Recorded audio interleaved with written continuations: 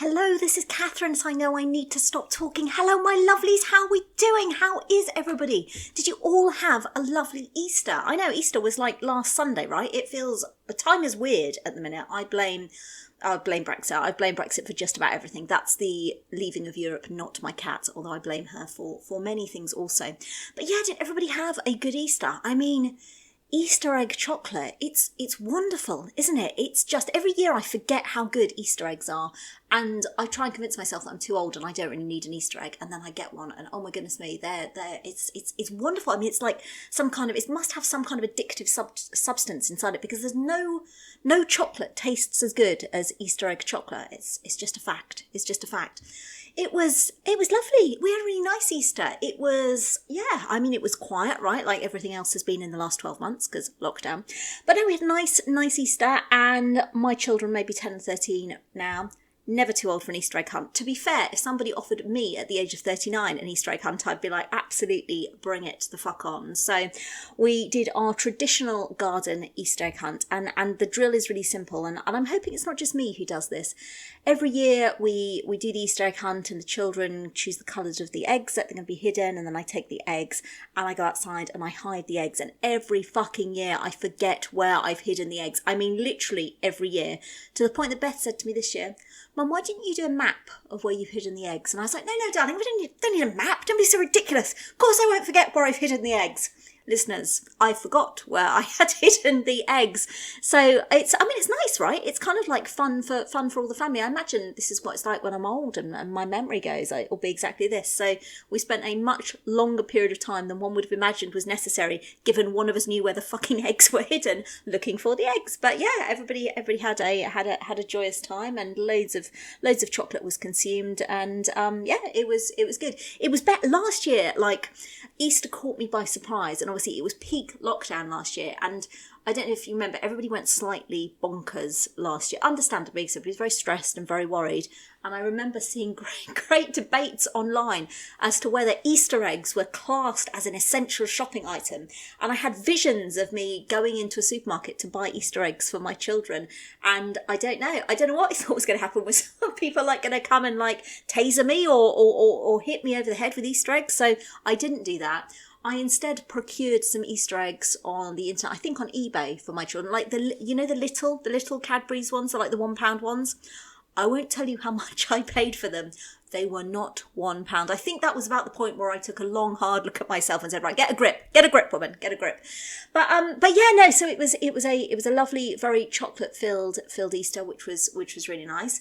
I also, for anybody who saw on any one of my social media channels, because I'm literally like some proud child doing show and tell, I finished my cross stitch. I actually finished a thing. I'm not one of life's completer finishers. I'm not going to lie. It's still a source of surprise to me that I've written 2 books and finished them. And cross stitch, I am just so not a natural crafter at all. I'm very uncoordinated. One of my earliest crafting memories was when I was at school, and I was using a hacksaw. Did anybody else remember using hacksaws at school at like a weirdly young age? I mean, I'm a proper fully fledged adult now. I'm still not sure I would trust myself with a hacksaw now, but we had these little hacksaws and little tiny blades. And I remember being at the back of the class, I think I'd finished my work, everybody else was sitting down, and I was hacksawing something. And then I managed to hacksaw off the skin on the end of my finger, and I remember having to put my hand up, which I was very embarrassed about, because asking for stuff in class, still now the thought of it mortifies me, and it's particularly mortifying when you have to put your hand up, not to ask some really erudite and like exciting question, but to go, I've hacksaw the end of my finger off and there's blood everywhere. So yeah, that was nice and mortifying. But yeah, so I'm not a coordinated person at all, even slightly. So not only to have managed to do a cross stitch and not sew it into my finger, although my God, I stabbed my finger. Sewers, how do you do it? Like literally every other stitch, I was like, ah! It's like some kind of like weird masochistic thing. That's why you have thimbles, isn't it? Is a thimble so you don't stab yourself? I'm not a real sewer. But yeah, to finish out, I feel like genuinely ridiculously proud. I mean, almost like, you know, that moment when they hand you your newborn baby, only, you know, there was far less blood and bodily fluids when I finished my cross stitch, even despite all the times I'd stabbed myself in my finger. So that was a total win. But I'm very happy with that. Thank you to everybody who said nice things about me, even if it was a little bit like some child saying, look what I did, everybody. everybody.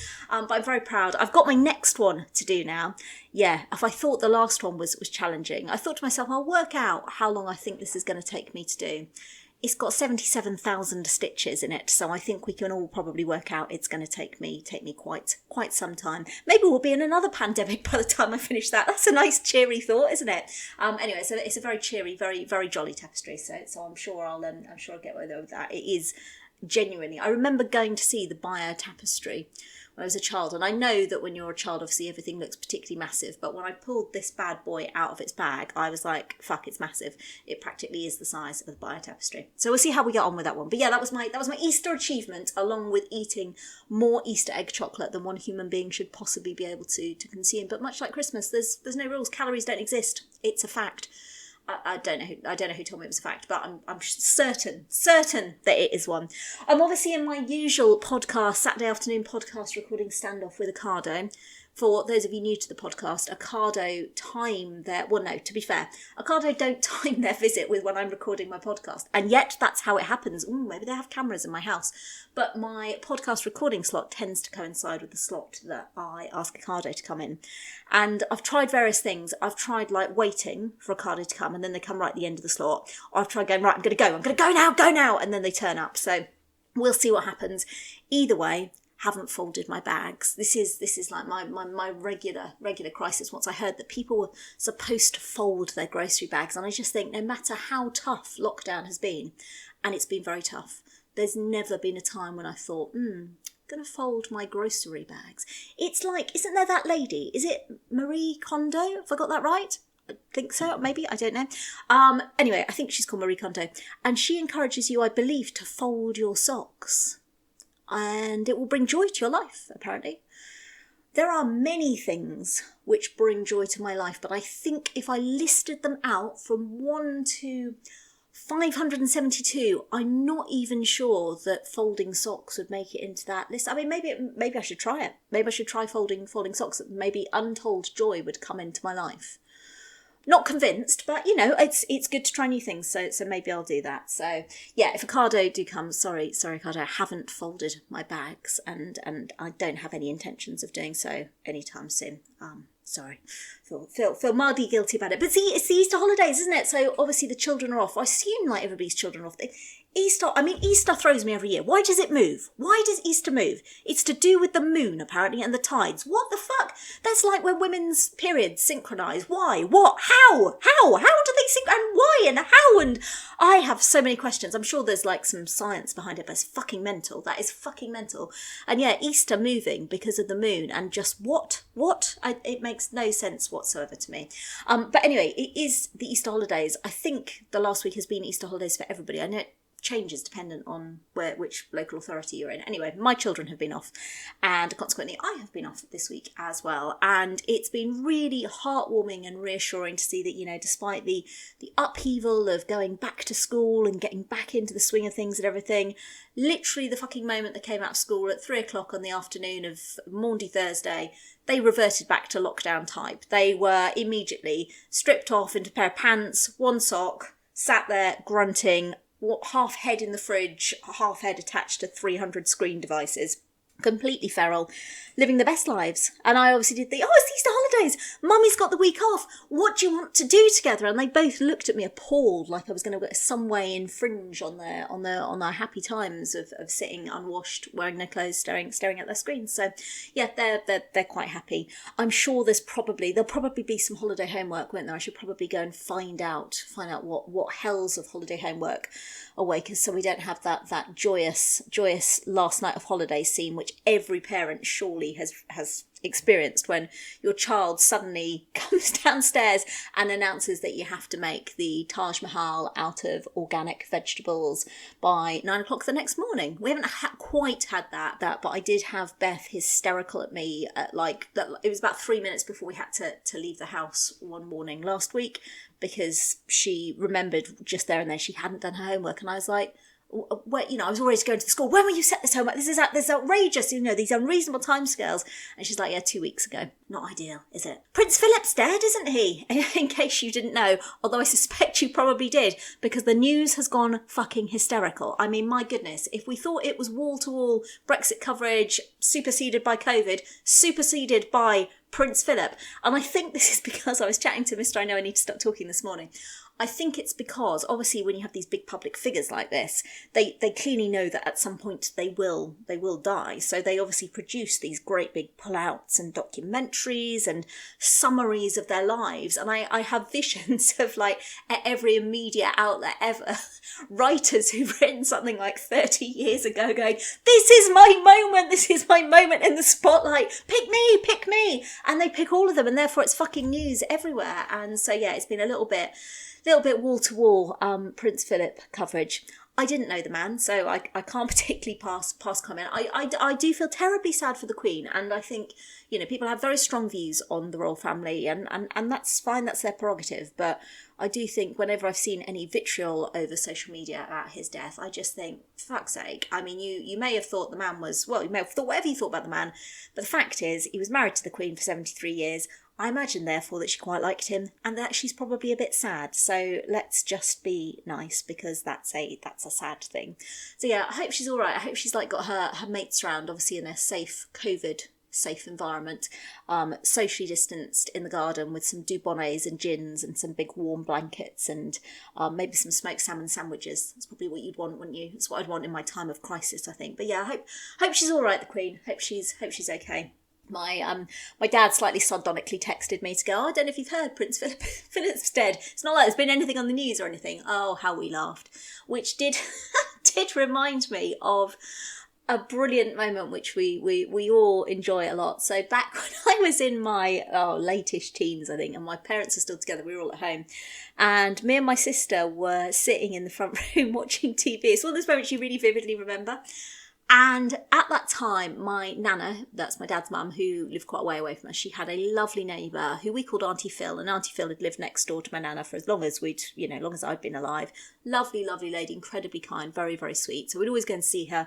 When we went up to see my nana, we'd always pop over and see Auntie Phil and have a cup of tea. And fake aunties, everybody's got a fake auntie, right? Auntie Phil was one such fake auntie. Anyway, so we're sat there this evening, and my dad comes in from work, and he comes in and says, hi, how was your day and everything?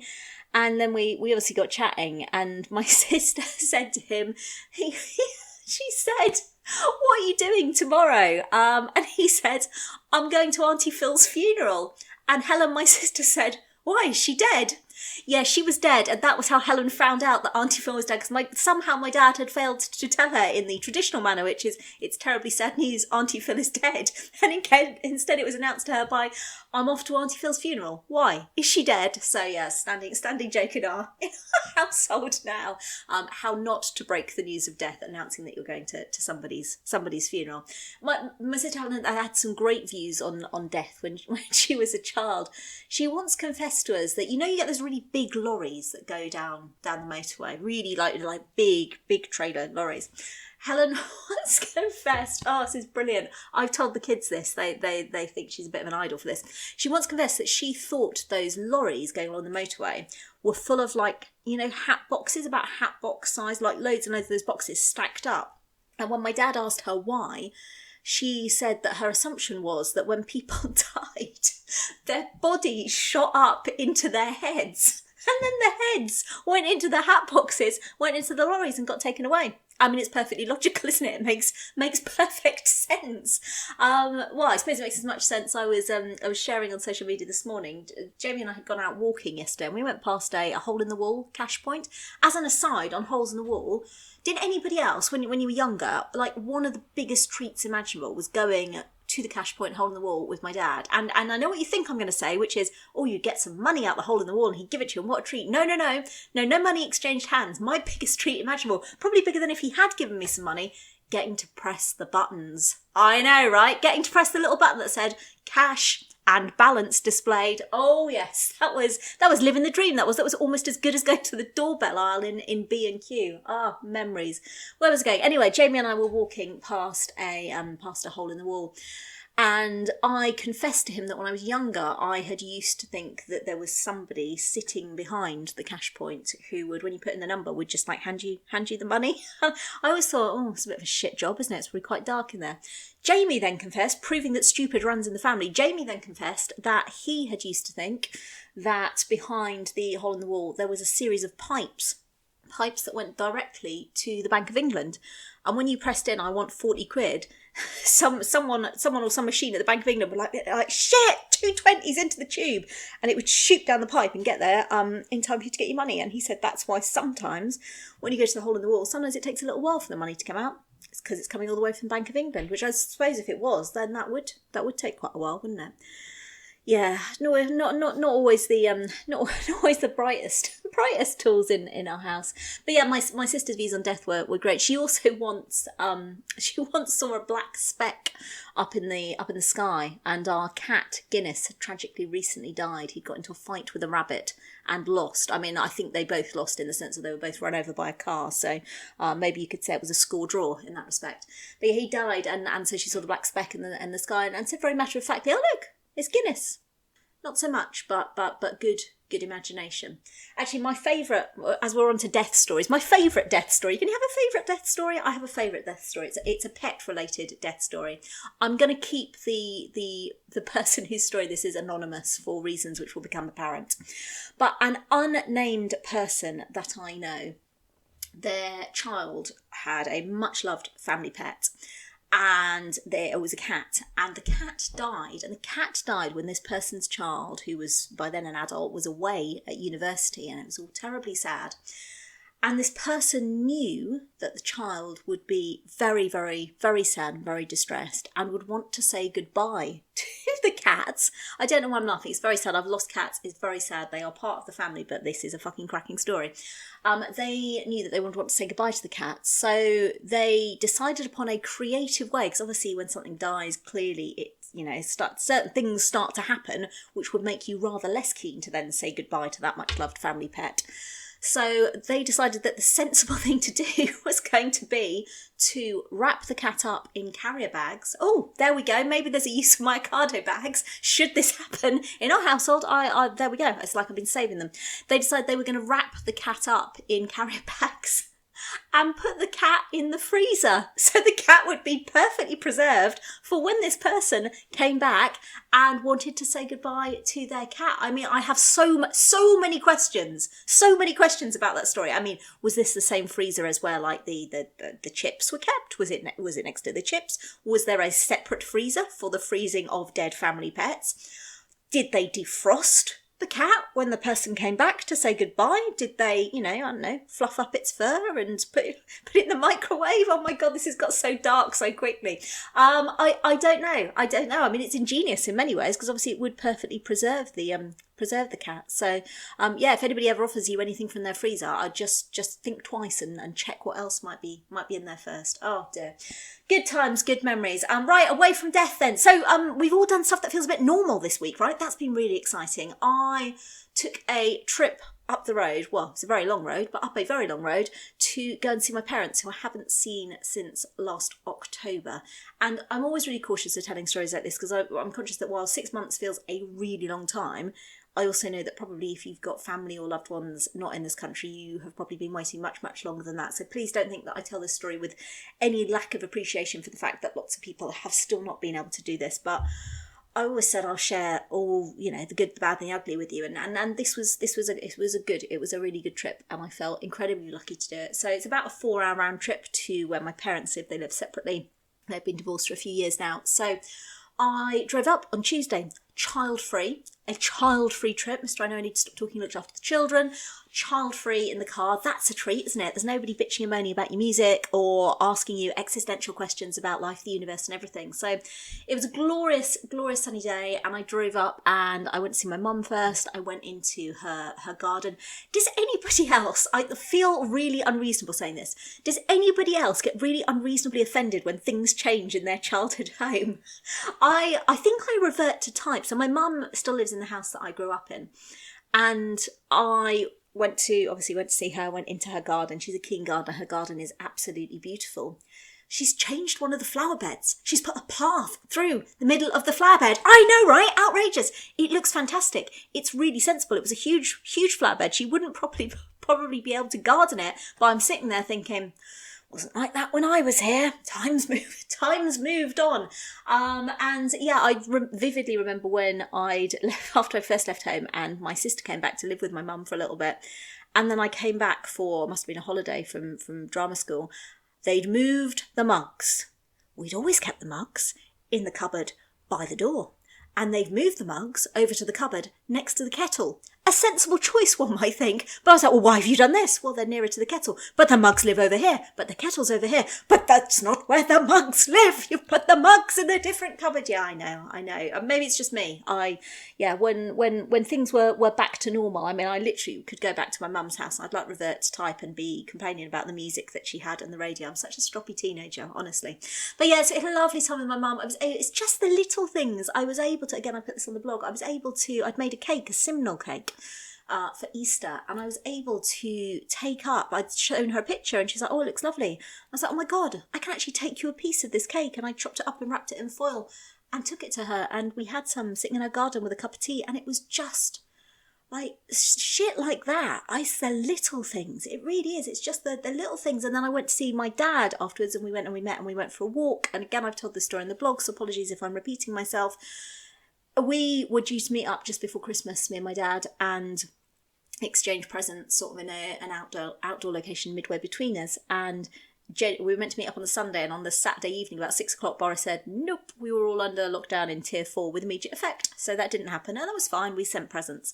But family tradition, my dad every Christmas gives me a chocolate orange. I don't know why, but well, chocolate oranges are fucking great. Who wouldn't want a chocolate orange for Christmas? And we sent each other our Christmas presents, but we always hand over the chocolate orange. It's like I'm going to make it sound weirder than it is. I mean, he basically just wraps up a chocolate orange and gives it to me, but now it sounds like a weird ceremony. Anyway, I get my chocolate orange, but we always do that face to face, so he'd hung on to it. And so we met up and went for a walk, and in the middle of the field, he gave me my chocolate orange, and it's my best Christmas present ever, because it's like 4 months, but it's a symbolic sign of things getting back to normal. And actually, well, maybe not normal, it's sitting on my desk, unopened. I have not yet tapped and unwrapped, not least because, is it just me? The whole tapping process is quite scary in a chocolate orange. There's the hard tapping, and then some of the bits don't come out. And what has happened to let's talk about the serious topics here. What has happened to the cores of Terry's chocolate oranges? Is it just me? When I was a kid, the core was the best bit. I'm talking about the bit in the middle of all the segments. There was like a thick core of chocolate. It was about 1 centimetre in diameter. Now, most of the time, you don't even get a fucking core. And if you get a core, it's like some miserly, shitty, like 2 millimetre thick thing that spindles and nobody wants to fight over. And yeah, God, true sign of what this country's come to. Lack of cores in Terry's chocolate orange. I don't know. It's disappointing. But I'm very happy to have my chocolate orange. So it was lovely. It was so nice. It was so nice to do something normal. And then, of course, we've been back at football. First match this week. Beth had her first match back this week. She had a cup match this morning, and it was pissing it down. It was really cold.